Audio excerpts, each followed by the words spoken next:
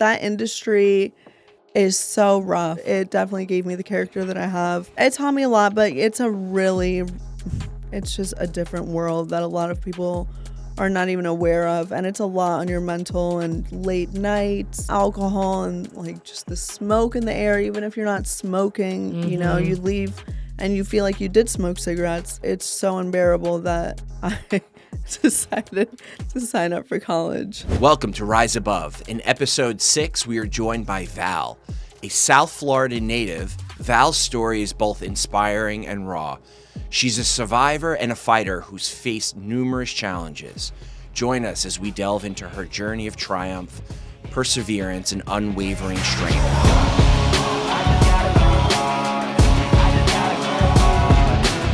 Oh my God, look at the vapes on the table. Naughty, naughty. Oh, really? Zin? Excuse me, Zin is not a sin. Zin is not a sin. I've tried them a couple times. You tried Zin? Yeah. What'd you think? I like them. They're not like... I was scared they were going to be too strong. It's my vice. If I'm like drinking. If I'm drinking.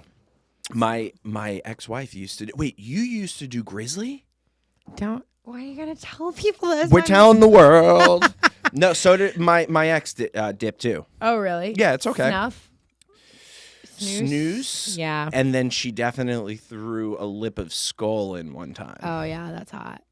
Dude, no, I'm into it. No, my best friend Marty, I blame her. One time I was like overweight and I was like my first tournament back and she was like, oh, here, just throw this lip in and get in the bathtub. And like, I had to make weight. And so I like put a lip in, got in the bathtub, and like 10 minutes, I lost like 4 pounds. And then I got out of the bathtub and was walking to the weigh-ins and I was Woozy. like dizzy. I thought I was going to die.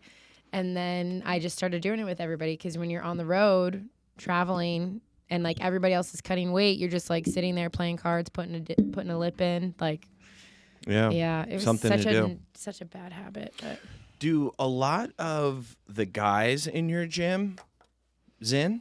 Oh, yeah. Or is that information you can't share? Oh, no, everybody has got a... I mean, I feel like some of them train with it in. Train with it in? Pull that all closer, sorry. What's You can it called? turn all the it. like Instagram like influencers and everyone, the workout community, and like everyone's doing like vaping and everything. So Yeah, I don't mess with the feel like- vape because I get worried about my lungs. that's amazing. Yeah, I wish I was like that.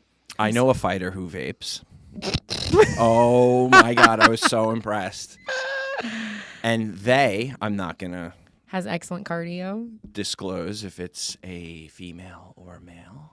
But yes, they have very good cardio. Yeah. And on a 3-fight winning streak. Let's go. By the way, welcome to Val. Rise Above, Val. Sorry, we were so just much. broing out for a sec. My bad. No, it's okay. You guys are getting in the Yeah, mood. we're breaking it right in. Val, welcome Yes. Thank you so much Welcome to the for having me. podcast. Thank you. Where are you from? I know the answer to that, but Okay. how is your ride over? Okay, so I'm from, I would say, Boynton Beach specifically, like if you know the area around here, West Palm Beach. Raised here my whole life. I was born in Philadelphia, though. Don't know anything about Philly. Really, I moved here immediately, but actually my best friend just moved to Philly. So I have that. But raised here my whole life. Never really tried moving anywhere. I think I tried moving to North Carolina that one time. I only lasted 3 months, if that, and I drove back to North Carolina. but there was no mountains where it was like Raleigh area. Yeah, Raleigh, yeah. So it's nice, but it, you know, like if you have a family, like a young family, like I was single, I was just, oh my God, so bored compared to Florida. Yeah. So yeah, no, I drove back so fast. And I kind of winged life that was back in 2021. 2021. I tried moving to North Carolina, came back. I think that's when I went to Costa Rica and did ayahuasca after that. Maybe before that, I don't know. But I hear really good things about ayahuasca. yeah, it was honestly amazing. I would do it again. But I don't know. I just don't really feel the need to. I think at that time I was a little bit more lost in life, so it was just more of like doing whatever I wanted, I guess, like whatever was presented to me. What I do? You went to Costa Rica, did You did ayahuasca. No, I know. Reborn. I'm thinking, Is like, it high or I?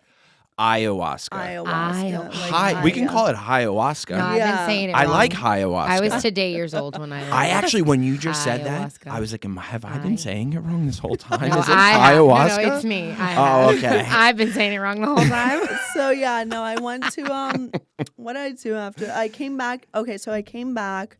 I tried to like work things out with an ex that I knew things weren't We gonna love work that. out. We love it. I We welcome that. We're here. We're We've all. I also just like needed a place to stay immediately, so because I quit my job. I low key love that. Love the No, honesty. I remember like for the job that I had, I was traveling because it was like a sales position. So I traveled to Boston. I remember I got wasted one night and I was flying back home to Raleigh the next day. And when I was wasted, I was like, sorry, can I curse? Yeah, You of can course curse? you can. Okay, I fucking hate this job. So I was like, yeah, no, I'm quitting. So I walked in the office like the next morning and it was like 11 a.m. I was like, listen, I'm miserable. I don't like this is not for me. I was selling beans, by the way. Beans, like that you eat? Yeah. Coffee beans. No, like black Goya beans. beans. Yeah. Or Black. like, My Pinto daughter's a beans. big fan of the bean. oh. She's a vegetarian, so I honestly, I do love beans. But okay, so it wasn't for me. That's not a lot of passion in beans. No. Wait, you were selling? Oh no, when Bean I was selling, like, yeah. like, do you want these beans or not? Like, I don't really like Slanging have them anything. beans. Like, what is special about our beans? Like, I don't. All the food here in America is the same. Like, I have nothing to say. Like, Our beans have ayahuasca in them.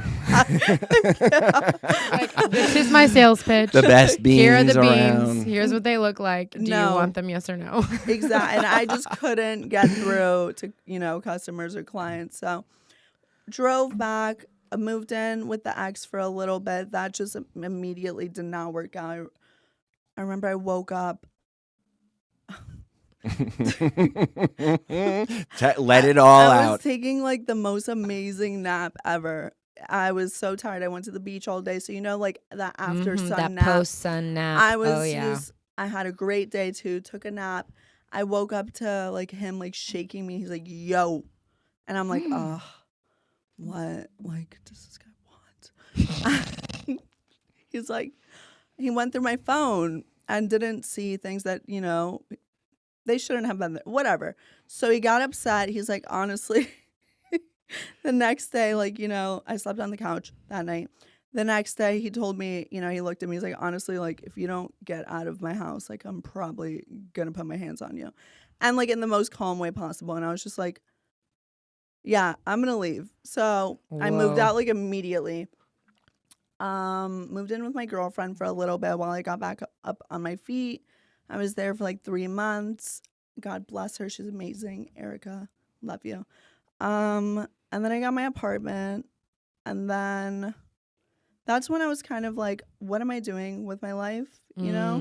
I was always just working random jobs, no direction, partying. How old were you? How old was I when what? When you're like figuring this out. Oh, okay. So at this point, when I got my apartment, this was recently 2022. 25, 26 then, right? Yeah, I was like 25. No, I was 26. Yeah. Because I was 26 when I realized like, oh, I need to like, make a plan. So I was like, okay, I'm going to go sign up for school. I've always, wanted to go to nursing school. So I actually did try when I was 18, dropped out after 3 weeks because I knew like my head wasn't in it. So I signed up for school. Within 2 weeks, I was enrolled and started my first prerequisite class and then finished 11 prerequisite classes. Had to take the TEAS exam to get into nursing school. I did that all like last July. I passed on my first try, got in. That's so awesome. yeah, I'm excited about that. I start actually in May. What was your GPA? It was 3.8. Oh, we love that. I was never good in school. In high school, I cheated my whole way through high school. Yes, me too. Oh my God. I was slept through every class. Like, but I really just applied myself, you know, to the 11 classes that I had and everything, and just acted like my life depended on it because it kind of like does. Like, and not in a negative way, but.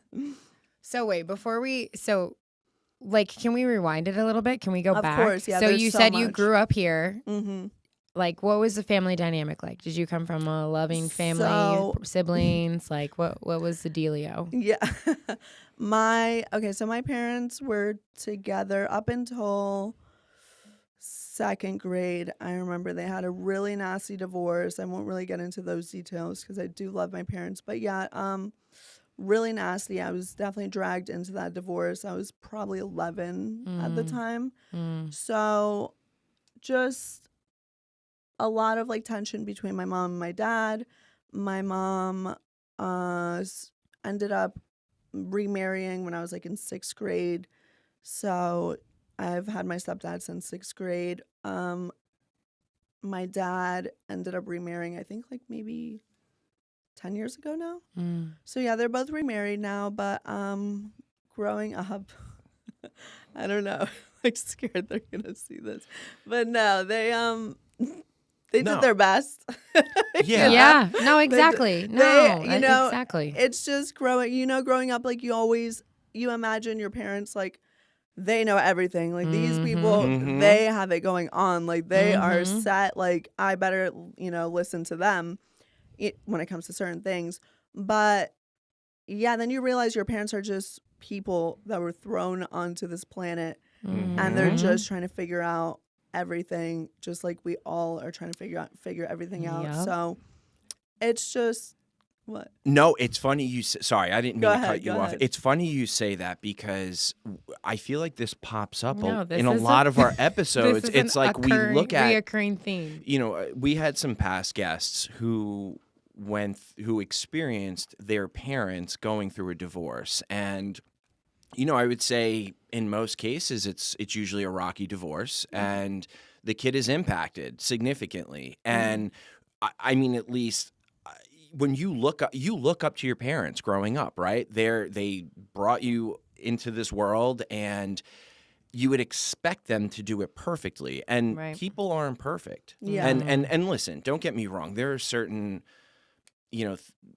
guidelines that one should follow so that, when you're going through divorce, so that the kids aren't impacted. But, we're all not perfect. And your parents did the best that they could. Right. And, look, you just had a 3.8 GPA in college. Like, I would say you're doing pretty damn well. 100%. Yeah, no, it's all about, we all have a sad story, really. So it's just all about what you do with it. No one is going to remember you by your sad story. They're going to remember like what you did with it. So I just like knew I have to at least try to do better. And if I fail, okay. Like, nothing changes, but no, it's been awesome. Really, it just gave me a whole new like confidence, and it's just a whole like other focus too, so, and it's just really getting older. You start to realize how quick time flies.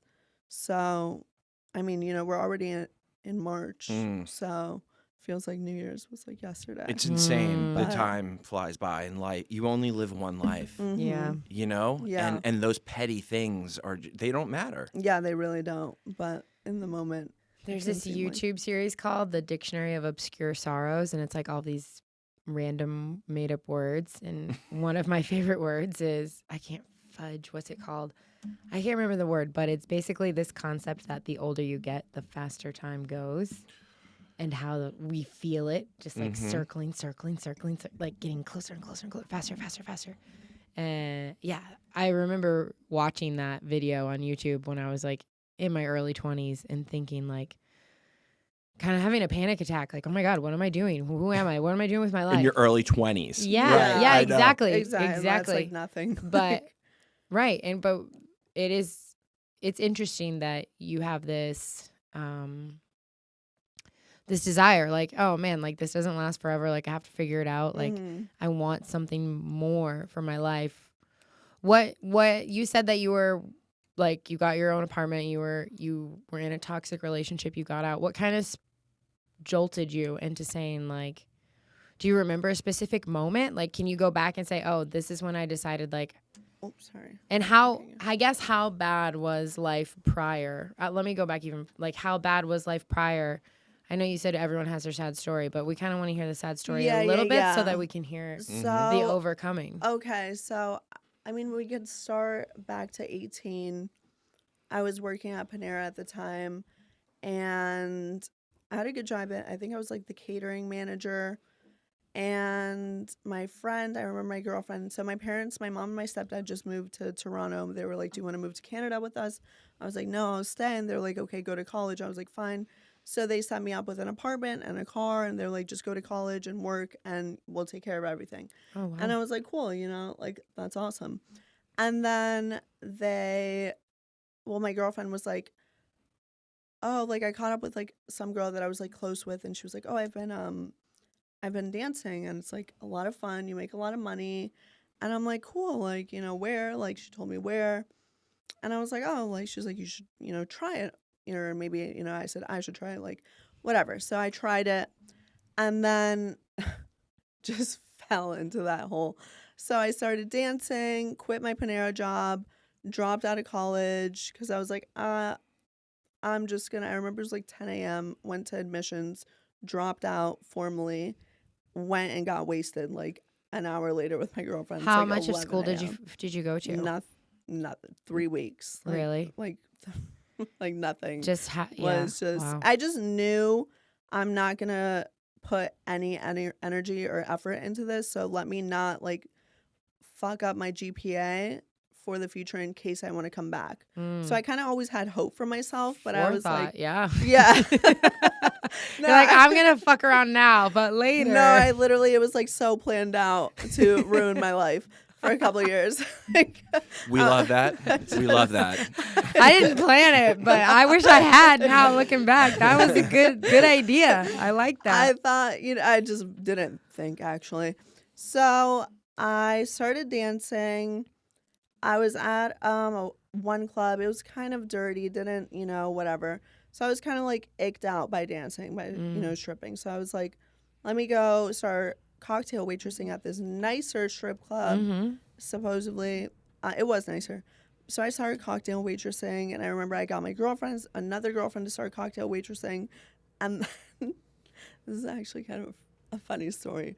So my girlfriend, she was cocktail waitressing, I remember, at that club, and she ended up getting arrested. I don't even know for what. Like one night she called me from jail and she's like, hey, like, can you go to like cover my shift tomorrow? I'm in jail.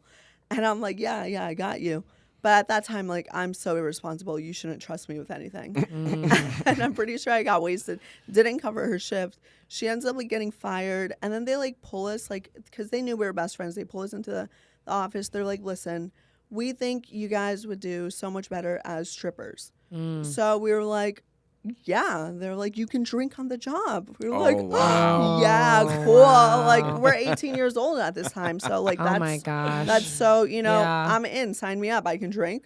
Started dancing there. I would say there were probably my darkest moments at that club.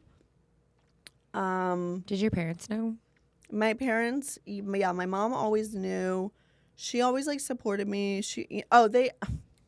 They were kind of like, well, they took away my apartment and took away my car, and they were like, okay, if that's what you want to do, go ahead and do it and, figure it out. So I did, figure out like, the car and apartment part barely. The car, yes. The home living, like I was like hopping around for a while. But so my dad was like really upset with me, obviously. I remember like my grandma like and my aunt, like they completely shunned me, like so they just like we're not really like that close. Like, my dad and I are close now, like we'll get into that later.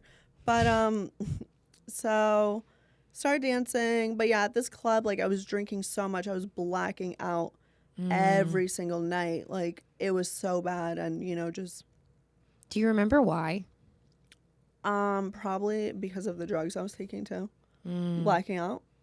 Why? No, like why were you? In my experience, drinking or drugging is a symptom. It's not the actual problem. Oh yeah. Like I the think deep-rooted problem that you were numbing from. Yeah, what were you numbing out from? What were you trying to escape? I think just being so lost and insecure and just kind of like alone in a sense. Like you have to think like my mom like did move straight to another country immediately after I turned 18. So, and my dad lived in Lake Worth, but you know, we never really had a good relationship due to the divorce. So, so yeah, I was just drinking a lot, like just depressed. Like I didn't know what I wanted to do. I didn't feel good about myself. Did you have more freedom and like were you able to get away with more because your parents were divorced and like you felt maybe less seen because they're like moving on with their lives after getting a huge divorce, and here you are, this young prepubescent, like you're turning into an adult, and like where the fuck are the adults? Oh no, 100%, because you know I would not say, to blame them. Yeah, I just no, mean like not at all. yeah. And I don't like I love my parents so much. Yeah, I of respect course. them.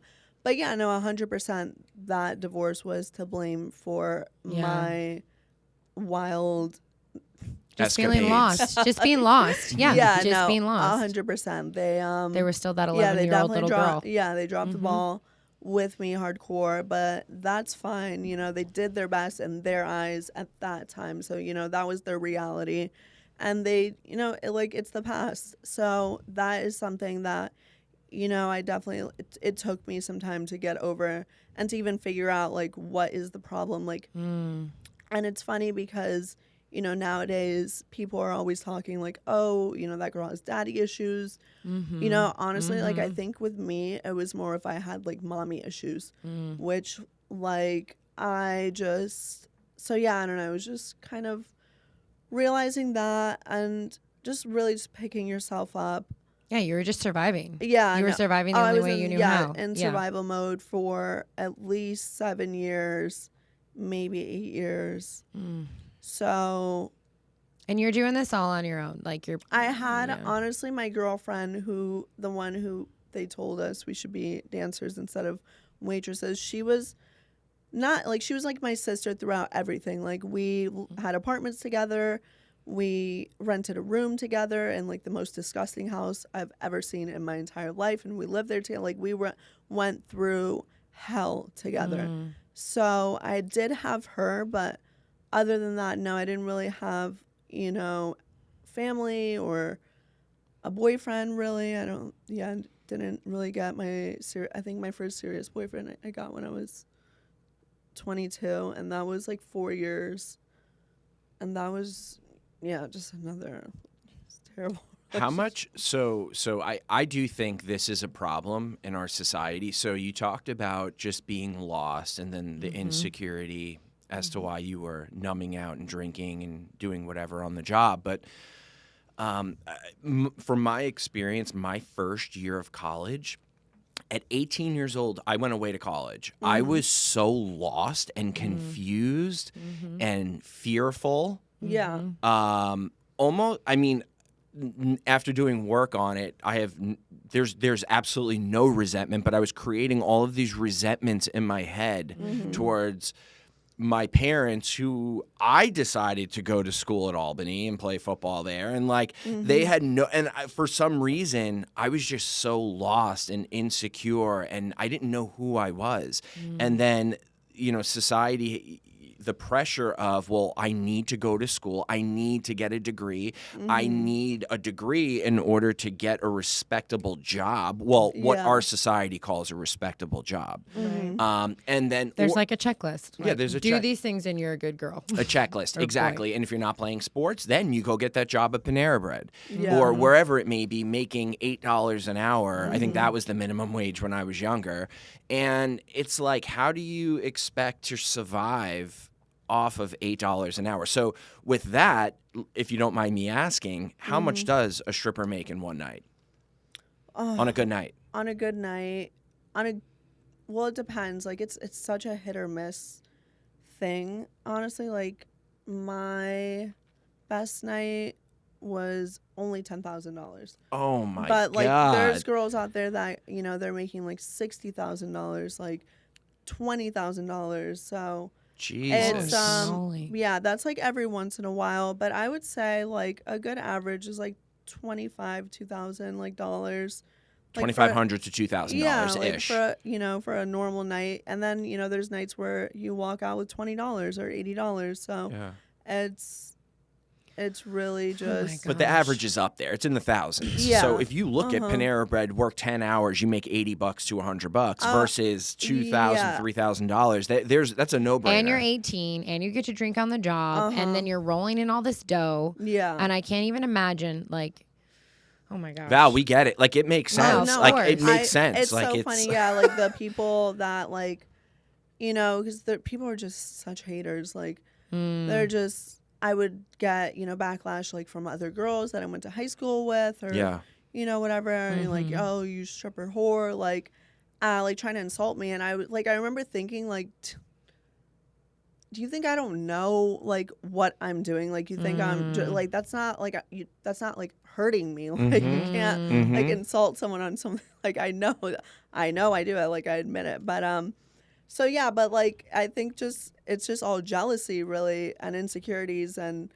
they're just like you get up and get naked on stage, and you're Hell so yeah. vulnerable like out on there, like you go do it. Like do you have the balls to do it? And I like no, like it's just but then at the same time, like the people that do respect it and get it are people that respect themselves and are confident in themselves. So it's just really just anything negative is just someone who just hates themselves. I get it.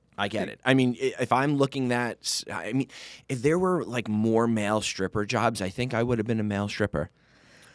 I think I would have been a good You one. have the hair for it. I have the hair. Is that it?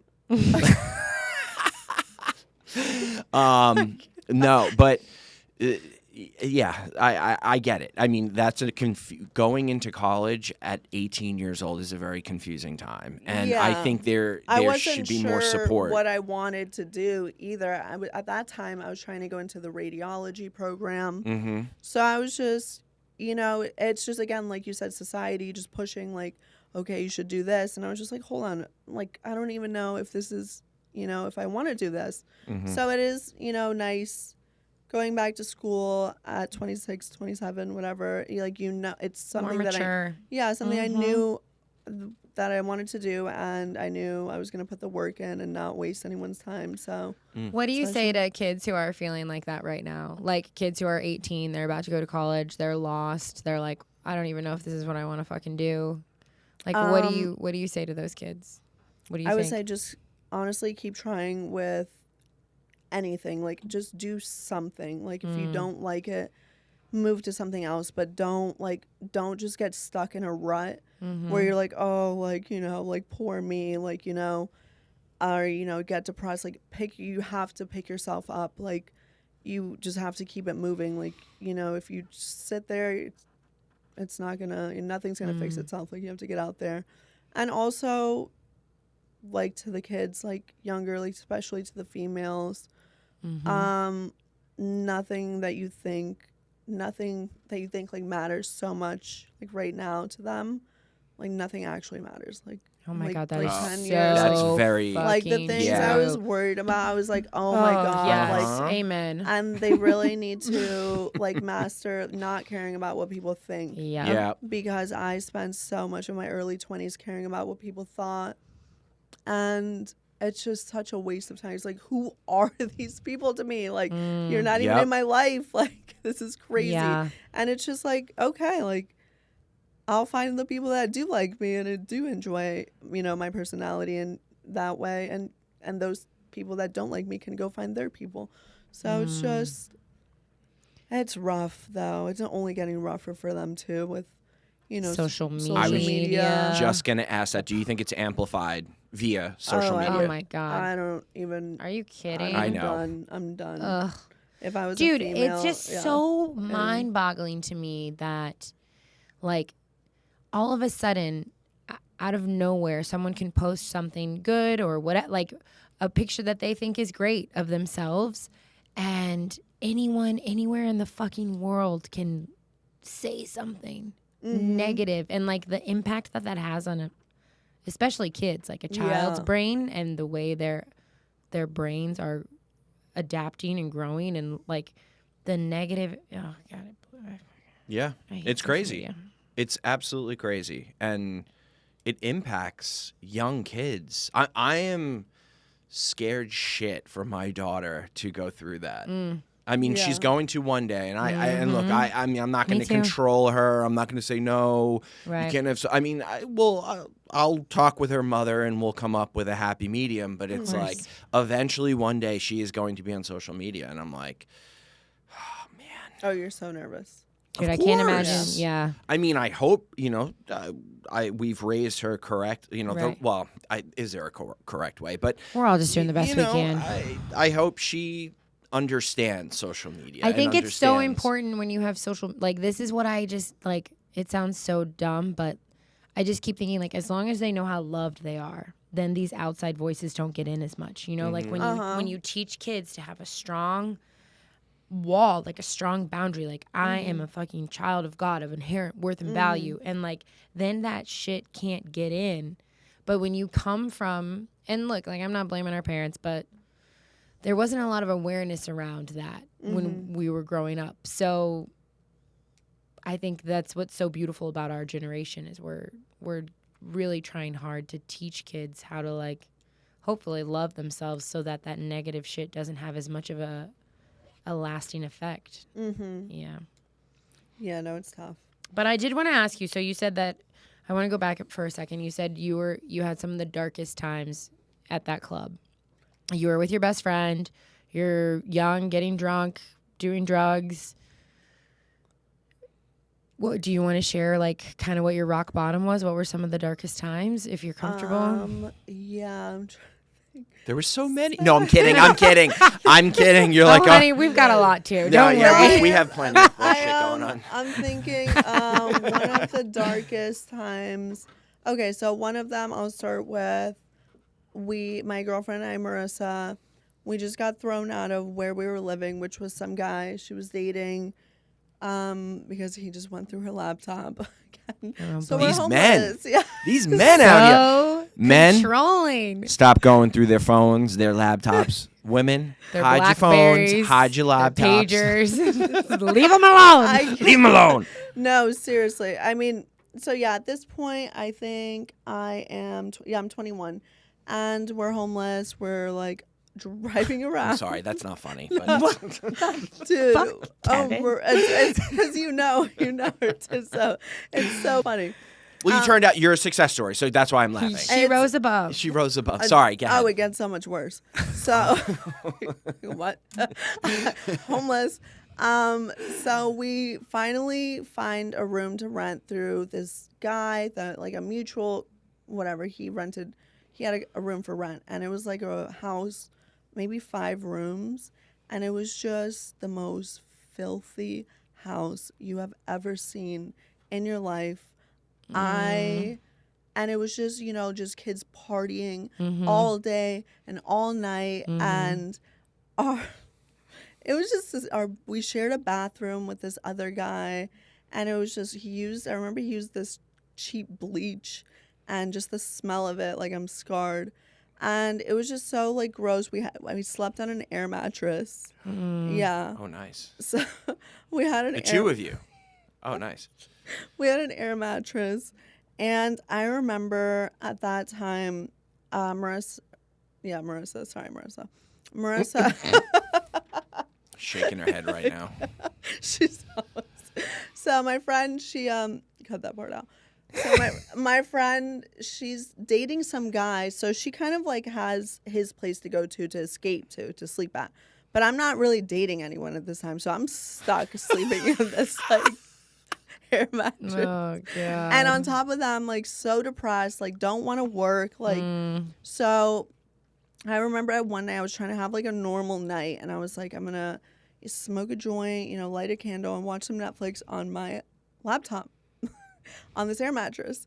and I got my comfy blanket, lit the joint, and this joint fell on my air mattress and popped my air mattress, and it deflated. So I'm just laying there on a deflated air mattress in like a crack house, and yeah, it was just it was came bad. to the realization. I was stuck there for. I feel like we were stuck there for like a couple months. It felt like with a deflated air mattress. Oh yeah, we didn't get a new air mattress. Oh, I nice. just kept sleeping on that. I remember one night we were like cleaning this room, and there was a lamp that we had. It was like a bowl lamp, and we look inside, and there's like a million dead bugs inside this lamp. God. And we just looked at each other, and we were just like, yeah, we didn't see that. Like, no, we just put the lamp back. Put it back, like, yeah. So, disconnected from reality, just so miserable. And then it gets worse because I'm so desperate that I start talking to my ex from like high school that I like didn't want to be with, but he had like 2 rooms for rent. So you were trying to get in on one of those rooms. Trying to get in for me and my dog. Yeah, so nice. We're not living in a crack house anymore. Oh my god. Let me ask you. Go ahead. Sorry. No. Let me ask you a question. So you're working at the club and you're making thousands of dollars, and you're living in this house, renting a room with your friend. Now, in that lifestyle, is it money come in, money go out quicker? No. So I think also we were just so lost and misguided. We didn't have any parental guidance or any, adult guidance to be like, hey, you can go sign a lease at an apartment complex. We're that out of touch with reality. And it took us, I think I was 22, maybe 21, when we finally signed our first lease and we moved in together to an apartment. But yeah, I don't know why that took so long to figure out for us. Like, hey, we're you homeless. got there eventually. Yeah, you made it eventually. The pain was great enough in the crack house. You found a way. Oh my god, terrible. But yeah, so we moved into that apartment, and then shortly after we both got into serious relationships, and we moved out and we moved in with our boyfriends. And then I dated a guy for about like 4 years. We lived together like the entire time. How is being in a relationship while being a stripper? Like, what was the guy's? I honestly was very just secure so guy, or? drunk. No, he was the most insecure guy. Oh. I'm just thinking of a funny story. But anyways,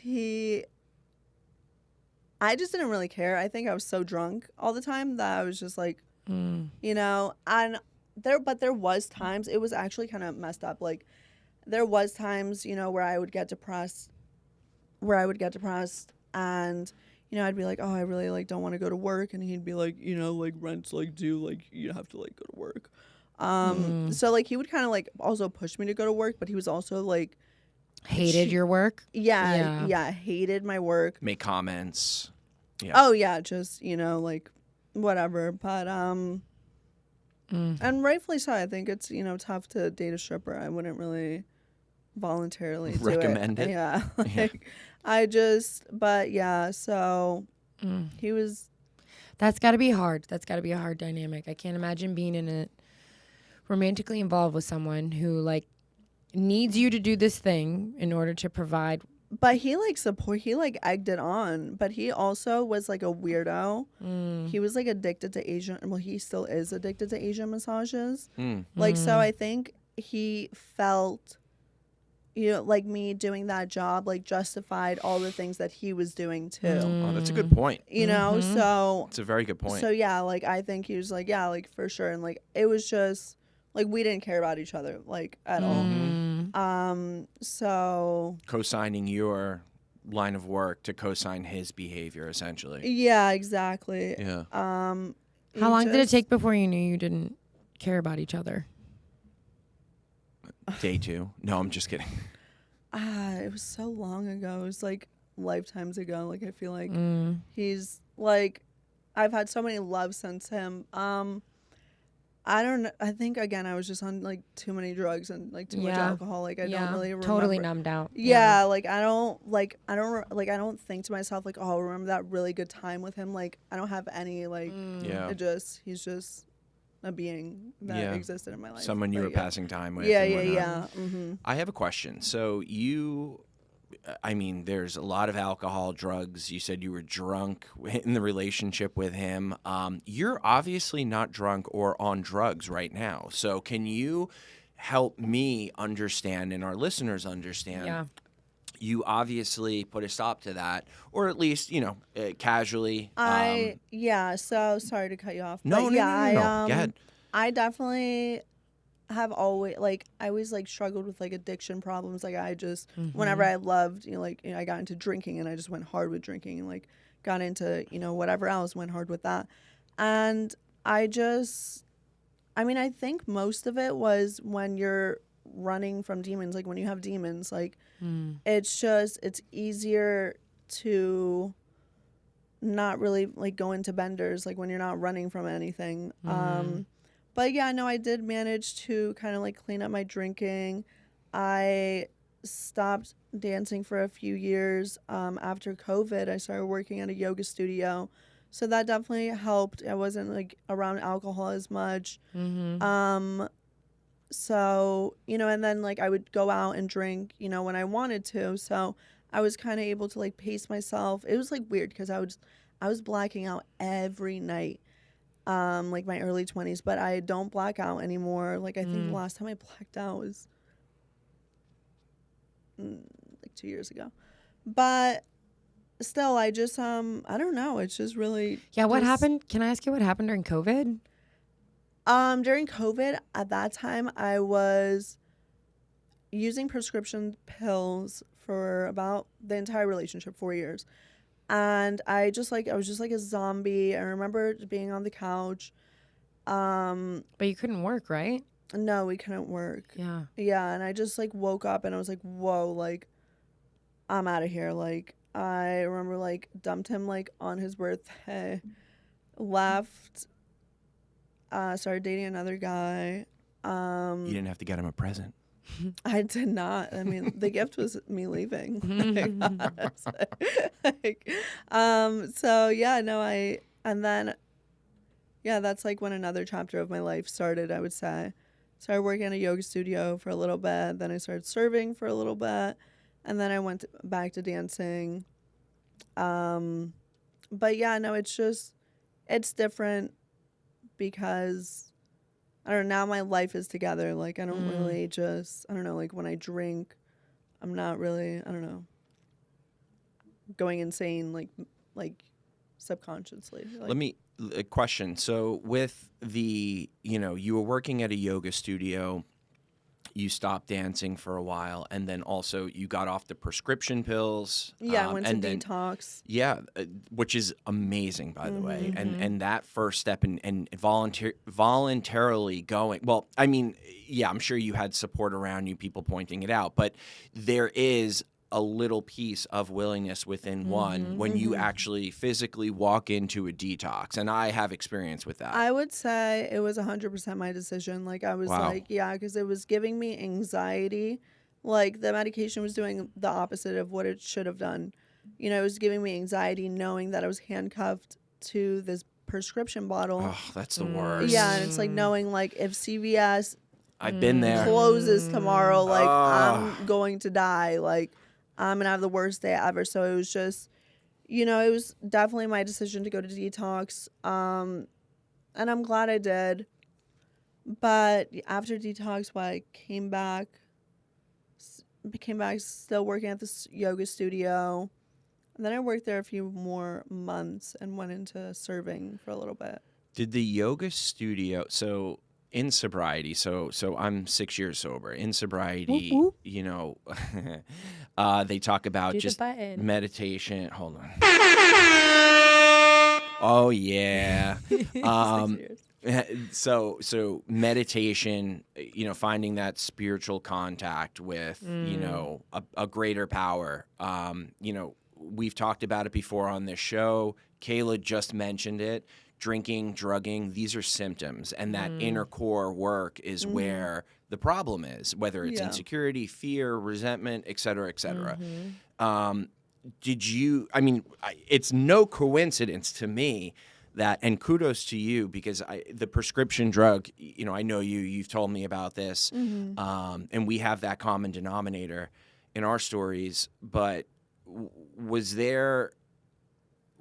was it? There has to be something with that meditation and really getting in touch with yourself through yoga, where you were able to kind of get and listen, some people can drink, some people just can't. I personally do not drink. I don't do any minor, I can't handle it. I have one drink, I'm getting oxys. Like I'm rocking and rolling, and I know people that did hard drugs and then they are able to drink and manage their drinking, and that's amazing. I support that if you can do that. Yeah. And it seems like you were able to do that. Was there any moment during the yoga studio where you kind of got in touch with yourself and aligned with yourself there? Honestly, I think it was after the yoga studio, because at the yoga studio I was still pretty lost, and I was kind of not to like trash the yoga community, because I learned incredible things from that time in my life, but I kind of just realized, because I was so lost and young, and I was like a lost puppy, like looking up to these people, like they made it seem like they have it like all going on, they all figured out, but like they're kind of like the craziest people. The yogis? I swear. The yogis are crazy? Yeah, they have like the most drama, and it's like crazy drama, and I'm just like, the yogis got drama? I kind of like, I don't know, it just made me realize, again, everyone is just trying to figure it out, like nobody's perfect. Yeah. But yeah, so I think it was like after that, it was really during the 11 months of my prerequisites, I think, if I finally just was like, okay, like, like this is what I want, this is what I'm going to do. Like, I don't know, and time spent alone too, like gives you a power that you can't get from anywhere else. Are you spiritual? Like, do you have a belief? I don't believe in a certain God. I believe there is a God. I don't know who it is, or a higher power. I definitely believe in a higher power, because it's just, I don't think we're just all here like by coincidence. So you went back to school, and 3.8 GPA. That's absolutely amazing. I had my first semester, I had like a 1.7. I almost got kicked out of school.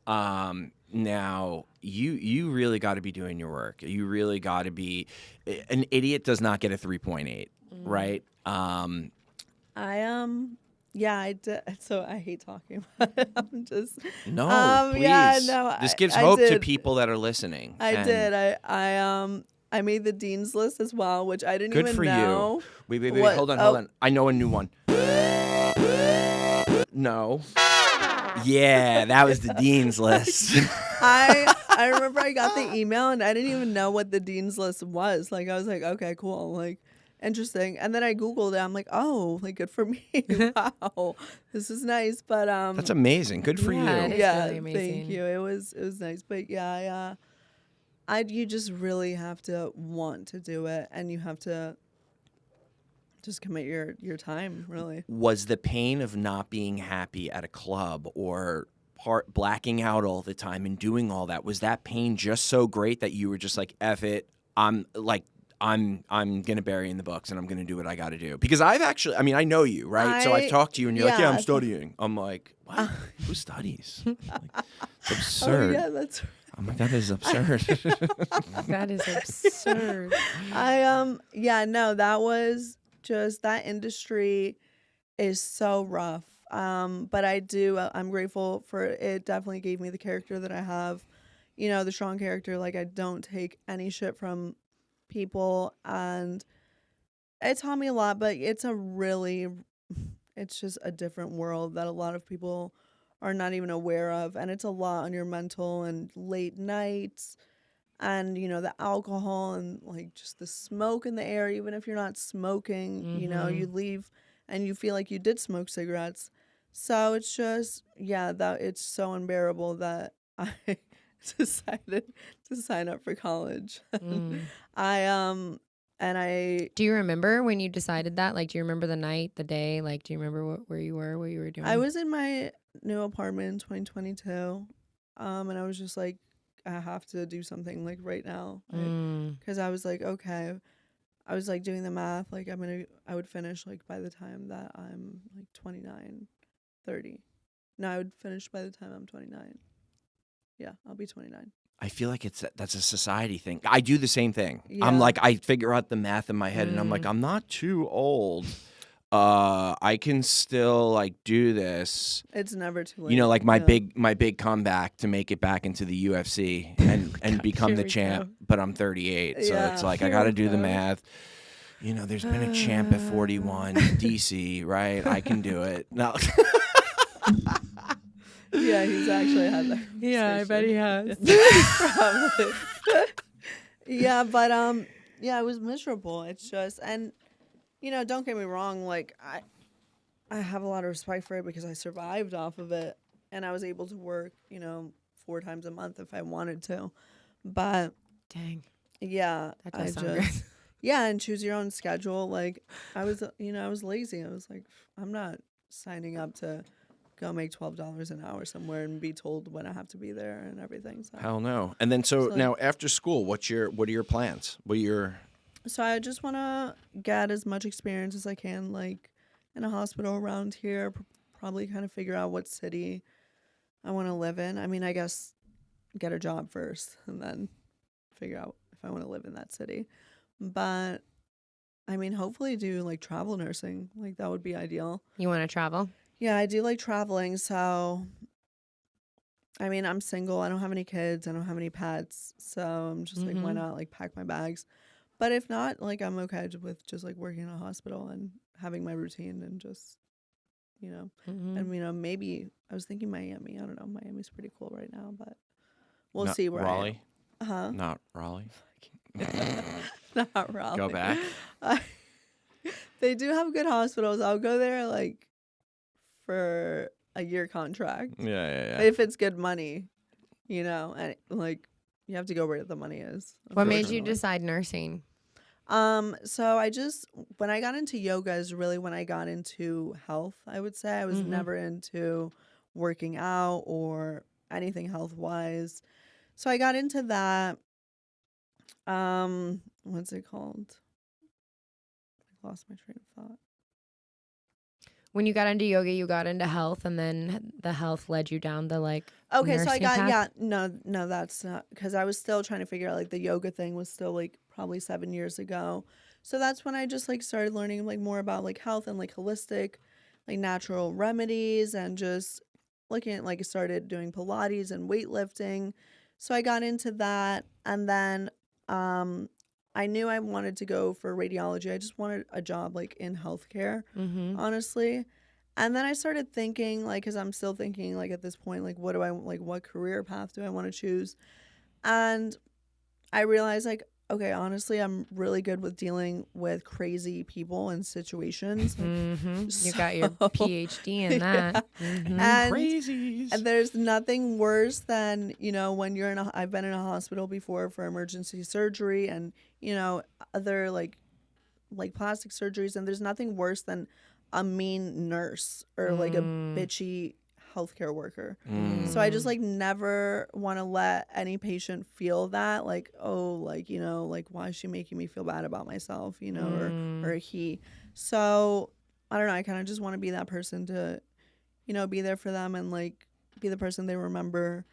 Yeah. So make a change. Make a difference. Yeah. And then that's where the health came in from the yoga. It's like I was like, okay, like crazy people, like crazy situations, like thinking like ER. Yeah.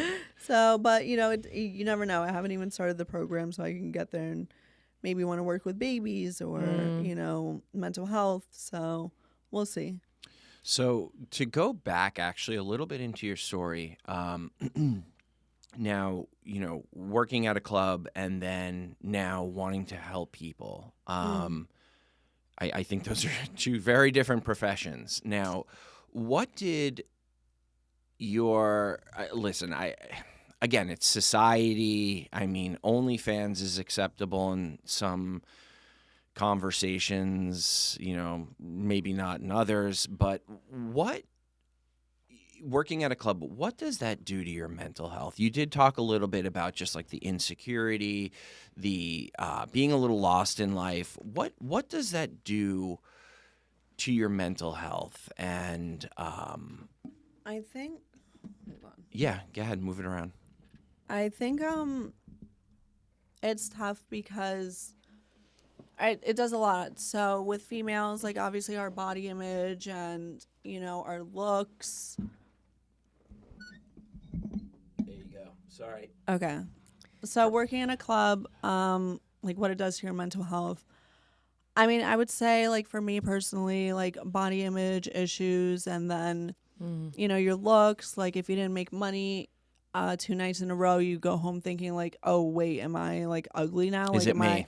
Yeah, is it me? Like, what's wrong with me? Do I smell like? So you start getting in your head, and then you start looking at other girls like, oh, she just got, this plastic surgery. I should get that too. Oh yeah. On top of social media and the filters, so you're just getting whacked from like kind of both angles, and you have the men, of course, who are disrespectful, but then also that, made me stronger. But then you see, the men cheating on their wives, honestly, really is insane. Like the disrespect out there. And, I've had men show me photos of their wives, like talking shit about her. And I'm just like, oh my God, like why? Like I didn't ask for it. Like I didn't like, let me see a picture of your wife. Yeah, I've course. never asked that. Of course. And I've seen so many pictures of wives. But yeah, just trashing their wives and just realizing that there's a lot of affairs going on and a lot of marriages. And I'm like a hopeless romantic. So like that like breaks my heart. Like I'm like, oh my God. Like there's a lot of broken people in the world. So just seeing that, kind of like losing hope in men in that sense, or not men, but losing hope in like a fairy tale marriage. So but yeah, I think do you feel like getting paid for your looks and your sex appeal, like, because you're right, on one hand you have to be super mentally strong and vulnerable to be able to do something like that, but on the other hand, it's probably got to be, like you said, so detrimental to, like, if you have a bad night, like you're putting a lot of worth into what you look like, and you're getting an actual dollar figure on that. Like I can't imagine I think I'm sure it's had some like long-term effects that I haven't even I'm not even aware of yet. But yeah, no, definitely. Like my entire life, I guess, has been like about my looks, like specifically since I was 18. So it's just like there's no letting yourself go. Like there's no It's a lot of pressure. Oh my gosh. Yeah, no, 100%. Yeah. That's a lot of fucking pressure. Yeah. It's sad. I mean, being a woman is already so fucking hard, right? Like, you're automatically judged on your looks. Like, you even like look at how our society dates now, right? It's all on apps. So like, right away you're judged based on your appearance. But then like your appearance becomes your job. Yeah. Oh God, that sounds terrible. Yeah. I'm dealing with that, struggling with that a little bit too. Like where I'm like, I don't care if you think I'm pretty. Like I can fight good, like. No, it's sad. You. Yeah, no, like. But yeah, that's got to be so hard. Yeah, how that industry it's is. Constant validation, and there's like a monetary value behind it on a daily basis. Working at a club and like how much you make, and like you constantly need to be. You're constantly acting too, and wearing this face. Like that's another thing. That's got to be tough. Yeah, no, you can't go into work when you're not like feeling yourself, or you're not having a good day. You're going through something, and it's just like, dude, like. How can I go put a smile on my face and, you know, have good energy, because people can feel that energy. Like, people can feel, you know, if you're desperate or if you're depressed or if you're bored or if you're just trying to, you know, get out of there. Like, so, you know, it is tough picking yourself up on days even when you don't want to, but that's really with everything. Do you feel lighter now? Like, do you do. feel like,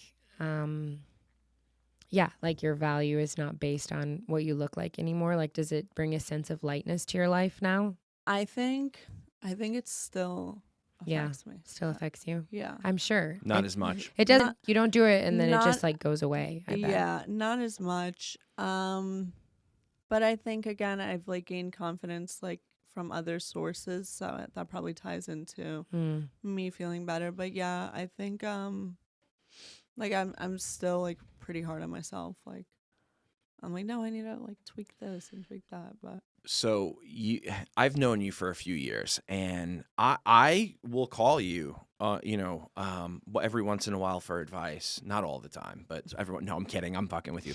No, but the point is, I call you for advice here and there, and you always give me very good advice, right? And I feel like through hearing your feedback on certain situations and things, over the last 2 years, I've noticed a significant change in you and difference. And I mean, this is just my interpretation. I feel like you've gained a lot of awareness the last 2 years. yeah. You said there were a lot of, your advice to someone watching who was in your shoes at 18, a lot of those things just don't fucking matter. Yeah. And I feel like you've gained even more awareness in the last 2 years, enough so to know that a lot of this bullshit just doesn't matter. Yeah, really. I want to ask you, I feel like you put a lot of pressure on yourself. I feel like and even myself, I am my own worst enemy. And Kayla, we know this about you. You have achieved a lot in life, and for myself, I can do anything I want, but the only thing that stops me is myself and sabotaging. And I've noticed this pattern of sabotage because I was in fear or scared or insecure in a situation. Have you come to the realization of, I feel like you're cut from the same fabric, Val. You are. I feel like you're your own worst enemy, and you can do anything. Yeah. You got a 3.8 in college. You're in nursing. You're going into nursing school, and you're doing what you want to do. Did you see that in your life and become aware of you sabotaging and getting in your own way? Oh yeah, no. I was always like scared of failing. And it's just, when I did start, doing new things and trying new things and realizing like, I failed the first couple times, but then I kept going and I was really good at it. So I just didn't get past the failing part. Like, I'm like, I suck. Like, I'm done forever. Like, euthanize me. Like, I'm useless. Like, and it's just like, no, it's not like that. You just, not everything. Like, maybe you're not meant to do that. Like, but acceptance. You keep going. Yeah. I feel like I have to be good at everything. I feel like I have to be the best at everything. And if I'm not the best, like, I'll start something, and if I'm not the best instantly, I quit. I stop. And it's because I can't accept that I am not the best at it. No, I suffer from that same. But she's always the best at it, unfortunately. So she no, never learns her lesson. I'm not. It's like that's like a ego, fear-based, like, feeling of. It's like we want to make this story about us being worthless true, and so if we suck at something, we're like, all right, well, I told myself I sucked, like. But it's like you said, it's not true. Like, I'm not the world's best. There's so many things that I suck at, but I still enjoy doing them. Like, I love, dude, this is what I was going to ask you next. But I started doing paint by numbers because I can't paint. I'm not artistic at all. Like, I don't know what the fuck I'm doing. I don't know anything about art, but I like to paint. It makes me like feel peace and calm and serenity. And so I do paint by numbers. But what do you do that brings you joy? What is paint by numbers? It's like where they have the number and like they give you the set of colors and then you just like paint where like, so it's like not actually art, but it like makes me happy. Yeah, you know? No, for me, honestly, I love cooking. Like I'm one of those people that makes I can't cook for shit from scratch. Like I love like looking up just like random recipes. What's your best dish? Oh, people always I'm cutting weight right now, so like just tell me. I love making stuff. Tell me the really good stuff. No, I love making arroz con pollo. It's yes. But it's just like all like married together. Like it sounds plain, but it's like so good and it's actually really fresh. No, I could go for some rice right now. But I would demolish.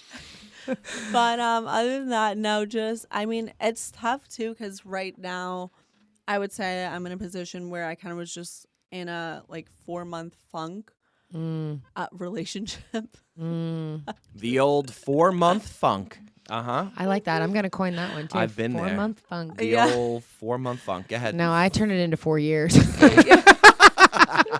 I'm like, oh, you just wanted to hang out with me for a little bit? No, I'm gonna hold on forever, baby. You're stuck with me. But so before that I was going to Pilates a lot and like yoga. I mean, I would say those were my escapes. Going to the beach, snorkeling is fun. Oh, I love going to the beach and looking for seashells and snorkeling. I haven't, that's my but jam. I haven't done any of those things. Yeah, feed your soul. Yeah, you gotta feed your soul. Seriously, I have to kind of pick myself up.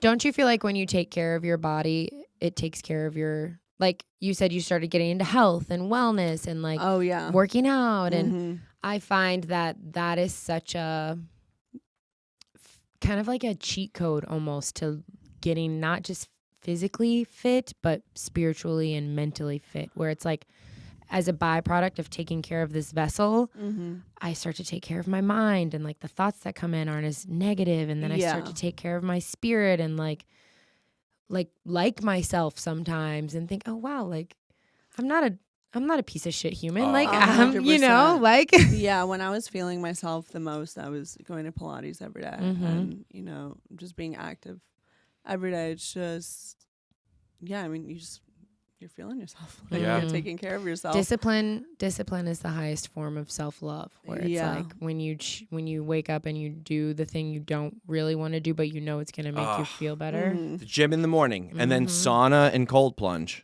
That is, I wake up every morning and cold plunge, and I hate it. Do you cold plunge? I've done it a couple of times and I love it, honestly. You do? Oh, God. It's awesome. My first time I did 5 minutes. Oh. Your first time you did freak. 5 minutes. Do you know what degree it was? You. Oh, it was, I don't know, but it was cold. It was cold. That's fine. I don't know. Yeah, it was a cold plunge. It was fucking cold. My first 5 minutes is insane. Well, that's a long ass time. I do 3 minutes, and I'm like, okay. So do I. I'm one with the world. No. 3. I'm at 3 as well. Sometimes 4, but 3. No, mostly. Either way, I love it. It's the best feeling in the world. And then you go into the sauna after a workout. Cold plunge sauna, and that's it. And it's like that. Mentally, it just resets. Are you going to Lifetime? Yeah, I go to Lifetime Fitness. God, it's so nice. Yeah. Yeah, it's great. It's. I don't want to go to the gym in the morning, like you said. The discipline, the self-discipline, and then once I do it, I have the most productive mornings. You never regret it. Like I always tell myself that. Like never once. Yeah, I'm like, oh, I really regret going to that yoga class. Like right, exactly. It's like anxiety. Like people talk about anxiety, talk about depression, and listen, I suffer from those things. But I will also say I'm a testament to getting out there and physically doing so. You know, Joe Rogan talks about it on his podcast all the time. Just like go hit a bag or like go for a run, go out or in go nature. work out, do something, and like that. I mean, it's proven. Like I mean, scientifically, it's proven. Like a reset, and also again, just like there's something about the act of taking care of yourself in that way. I think that like neurologically makes a shift in your brain. It rewires things. I saw something too that they found like a correlation between the more muscle mass you have, the less likely you are getting cancer. I have a chance of getting cancer. So I better pump up these I muscles. know. I'm like, oh my God, They're I have to looking get a little small. So yeah, so what are like in our little science experiment here in this room, there are definitely always, like, I have a habit tracker. So every day if I do these things, like every day if I pray, if I meditate, if I journal, if I spend time outside, if I do the cold plunge, if I read, like my list keeps getting longer and longer, and I'm like, okay, well, I have no time to actually exist anymore because I'm trying to do all these things. But do you have do you have certain things that you're like, I need to do this in order to feel like a thriving human? No. No? Not right now. Not right now? I'm telling you, I literally just got out of a fuck. Like, I'm like, but I do love making to-do lists. Like, dude, this freaking, I can't believe that my life fell off track for that long. But anyways, before that, I remember I was like waking up apple cider vinegar with warm water, and no lemon juice and honey. And that honestly that helped my bloating so much. And just my whole like digestion, everything. I just felt, and your pH levels, like my sweat did not smell like it was the cleanest smelling sweat I've ever smelled coming out of me. I'm gonna have to try that then. No, seriously, nobody wants to be the smelly girl at the gym. A tablespoon of apple cider vinegar with warm water. I have some in the fridge in the morning. It's full. It's been full for a long time. It's if you add enough honey, honestly, it's not bad. But so yeah, I was doing that. Meditating, but I've never really had a routine for myself. So I feel like that's something I'm definitely gonna have in school. So yeah, I mean, you know how to do it. Like you obviously know how to do it. I think it's also important to say, even to the audience, the people that are listening, you're even beating yourself up now about your routine currently. I mean, if you look at the trajectory of your life, what you were doing, where you are now, okay, look, you're not meditating every morning, you're not going out for a jog every day, but like you mentally have improved significantly. I say this all the time. You made a few different changes, a couple degrees that, in the long term, the trajectory is completely different. Yeah. That's why I think I'm also like not too hard on myself. You're like giving yourself some grace. Yeah, I'm like, good. I'm about to be swarmed. Like my schedule is about to be, slammed. Enjoy this down period. I'm like, You're reaching out to people on a daily basis, though. You're in contact, like your circle. Calling everyone. But see, that's a habit. A tool. That's a tool. habit. That's a thing that people need. You have these implemented, but you're not. I get it. You're being hard on yourself. You're like, I'm not meditating in the mountains with a goat and a shaman, so I'm not healthy. I'm like, oh no, yeah, I definitely don't know. I mean, I just wing it. Like every day. Well, shit, all we have is now. That's really all you can do. You know? Tomorrow's not guaranteed. Nothing else matters but right now. Well, thank you. Yeah. Thank you. Thank you for being on. You guys are awesome. No, this is really good. She's awesome. I'm a fucking knucklehead. No. He's so funny. Every week he does this. Like, don't do that. Oh, no. I'm the man. You are the man. I am the man. You're the man. I'm not. That's why. You guys want to talk about me for 10 minutes? Yeah, let's no, talk I'm just kidding. I'm kidding. The show's about me?